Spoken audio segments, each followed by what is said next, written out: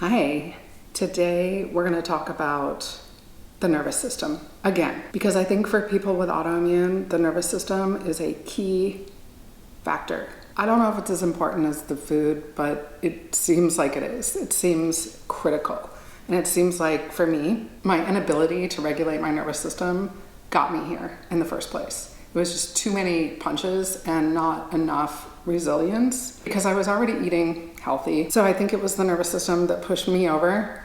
Maybe that's not the case for everybody, but I've been doing nervous system work for a year, and for this next year, I'm gonna go even more intensive with it because I can see massive results. I can see so clearly now how I got where I got with the autoimmune.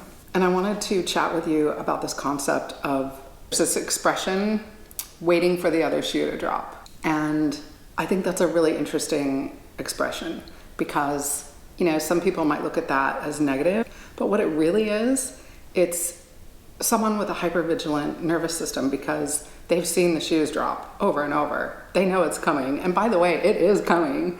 The shoes always drop. You know why? Because that's life. There's always going to be a shoe dropping. And if you live a life that doesn't have shoes dropping, you're just not old enough yet because things happen. And they don't even have to be your shoes. They are peripheral. They are family members. They are friends. They are the things happening to the people close to you.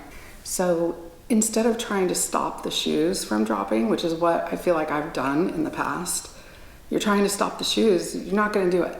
What you have to do is build your resilience so that when the shoes drop, you can handle that and your body can handle that. And that's what I'm learning how to do. I probably have a long way to go. The more resilient you are, the more you can deal with things and better your health is going to be. You have a spare tire in your car. You take precautions in life. You just can't stop all the shoes from dropping. Nothing has gone wrong. It's just life. And the best way to handle it is to strengthen yourself so that when it does, you're okay. And you still feel safe, even though these things are happening around you or even to you. And I think food and nutrition plays a tremendous part of that. I just learned that certain heavy metals will drive up your anxiety. And it's not even you, it's the heavy metals in your body. So this is just what I've learned this year. I've always known the shoes are dropping, but I no longer have to feel like I have to brace myself for it because I know they're coming anyway. The shoes are gonna drop. Bracing doesn't work. It doesn't help. It screws with your nervous system. So now I'm learning tools. And it's been such a profound thing for me. I want to share it with you because I know that a lot of you do the same thing. Especially by the time you reach a certain age, some people get more mellow, which I've done. I've also gotten more mellow, way more mellow. But because of all this stuff that you've seen happen and what you've had happen to yourself, there's an anticipation there. There's an anxiety there about the next thing that's going to happen. Or you can see it coming. You can see the thing coming, either for you or someone else, and you can't stop it. Your body hangs on to trauma, right? And sometimes we have trauma that we don't even know about, or we know about it, but we dismiss it, like no big deal. And somehow it's stored in there, and you have to work it out. You have to get it out of there. You have to let it release. And so I strongly recommend to everyone dealing with autoimmune to get with a therapist if you can, someone that can support you and know what they're doing. I found an awesome therapist and that's our focus, is nervous system work. And I could have never done this on my own. Even with all the reading and the YouTubes and everything, you really, I think, need the person there to support you through it and guide you through it. Someone who really knows what they're doing and they specialize in that. And I've come so far, like I'm just thinking about just this 1 year, how far I've come. I know I've got a ways to go, plenty. But these tools are invaluable. That Buddhist expression, life is suffering, right? That's a key tenet of Buddhism, life is suffering. And I used to think that was so negative. It is beautiful and amazing, but it's also suffering, like pretty much nonstop in some manner. I mean, everyone is gonna have suffering to some extent. And even if it's not you, it's the people around you that you're absorbing, that you care about them and you're experiencing that with them. So this whole religion has recognized that life is suffering, and in order to deal with it, you have to build resiliency, essentially. Like they already figured it out. And the way they do it is through the Eightfold Path and the meditation and strengthening their nervous system, right? My therapist was telling me that, when you get choked up, that feeling like you have a lump in your throat, she said that that's a nervous system thing. And when you feel that, hum or because it stimulates the vagus nerve. And I was like, well, is that what the monks do? And she said, yes, exactly.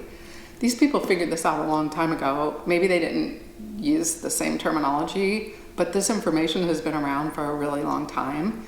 And accepting that life is suffering, or at least partially suffering, obviously it's not all suffering, life is also beautiful, helps you build your resilience, helps you build the resilience instead of bracing. Do you see what I'm saying? Like, there's a difference. My tendency is to tense up and brace, and that's just being contracted. So you want to expand. You don't want to be contracted, and that's what I'm learning how to do. And plus, I don't need to always be in a state of bracing and hypervigilance. And I didn't know I was doing that, but I have been like that for a long time. And so there's all these tools to build your resilience so that you feel safe enough and comfortable enough to know that when the thing happens, you got this. You know the shoe's gonna drop, so you build your own resilience, you build support around you, and you can also be there when other people, to support other people's resilience and their regulation. It's called co-regulation. So you're regulating your nervous system, they're regulating their nervous system, and it just becomes like a practice. You're not thinking about it, you're just doing it. Like, the feeling when there's certain people around, you automatically feel better. Like for me, there's certain people in my life, if they're on the premises, I feel so much better. I can tell that I'm calmer, I immediately relax. It's not a conscious thing, it's just everything just relaxes. It's like a big exhale when those people are around. That's kind of co-regulating. And there may be certain people in your life that when you're around them, it's the opposite. You don't feel regulated. So we want to maybe maximize our time spent with the people that are good for our nervous system. And that's another thing I learned this year, is I only want to be with people who feel good to my nervous system. Now, can you really do that in life? No, of course not. You're going to be around all kinds of people probably. And not everyone is going to feel good to your nervous system. But being aware of those safety cues helps you to regulate and manage it so that you're not unconsciously storing the tension. So I have learned certain things, certain cues. This makes me feel safe, this doesn't, and what to do with those things. And I'm still working on it, but it's so exciting to me because it's life-changing. So that's what I'm going to leave you with today. The shoes are going to drop. And it's okay, and you can still handle that. Okay. I adore you. I'll see you real soon. Happy healing.